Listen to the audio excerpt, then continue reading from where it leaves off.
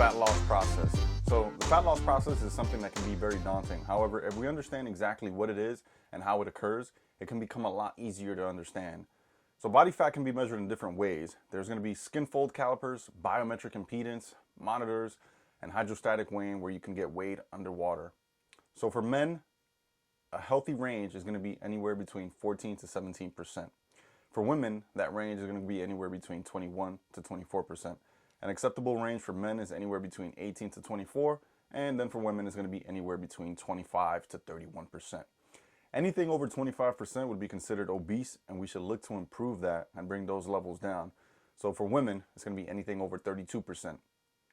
An athletic range for men is going to be considered between 6 to 14%, and for women, 14 to 20%. So to be shredded where you can see definition in all muscles, generally speaking, we want to be in the single digits. So for men and women, it can vary 10 to 18%. So first we want to make sure that our meal plan doesn't include a lot of extra fats. Ideally, from my experience, we should be anywhere between 40 to 50 grams per day at the lowest. The reason we don't want to go too low is because our bodies can produce more of the stress hormone cortisol, which in turn can increase fluid retention.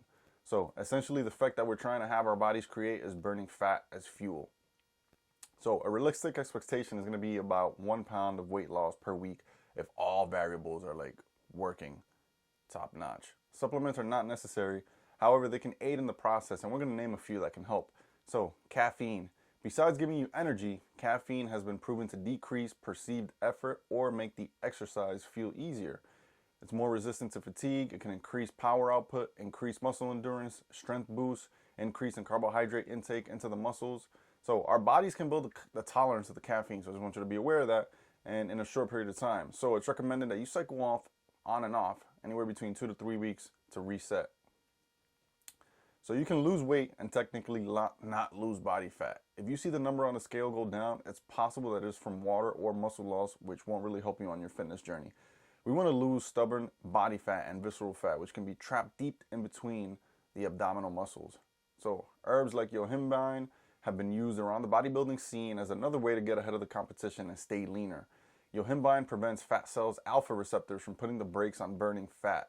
So elevated insulin levels completely negate yohimbine fat loss benefits. This means that it's strictly for use when you're exercising in a fasted state.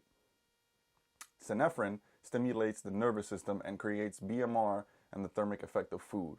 It also blocks the alpha receptors on fat cells, which means that it too can speed up stubborn fat loss. Creatine. It can help build muscle and get stronger and faster, and improves both anaerobic and endurance muscle recovery.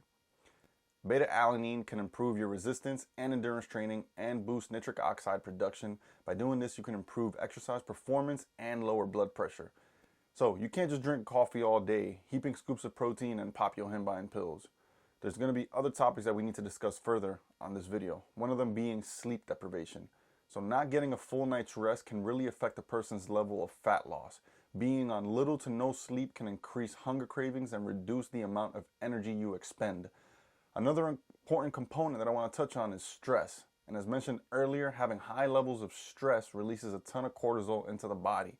Having this large amount of cortisol in the body can increase appetite and result in weight gain.